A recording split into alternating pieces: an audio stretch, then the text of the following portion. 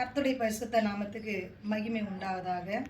அன்பான தேவ பிள்ளைகளே, காலை வேளையில் கடந்த மாதம் முழுவதும் 4 மாதமும் தேவன் நம்மளை கண்மணி போல பாதுகாத்து இந்த 5வது மாதத்திலும் 1ஆம் தேதியில் வாக்குத்தத்தமானது ஆபகு 2ஆம் அதிகாரம் 3வது வசனம், குறித்த காலத்துக்கு தரிசனம் இன்னும் வைக்கப்பட்டு இருக்கிறது, முடிவிலே அது விளங்கும், அது பொய் சொல்லாது, அது தாமதித்தாலும் அதற்கு காத்திரு, அது நிச்சயமாய் வரும், அது தாமதிப்பதில்லை.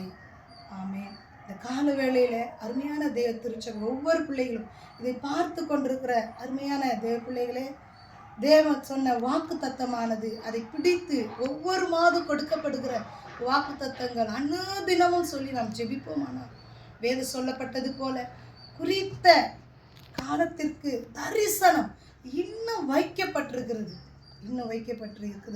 முடிவிலே அது விளங்கும். உங்களுக்கு புரியும். அப்போ நமக்கு என்ன தரிசனம் ஆண்டவர் வைத்திருக்கிறார், ஏன் தாமதம் ஆகுது?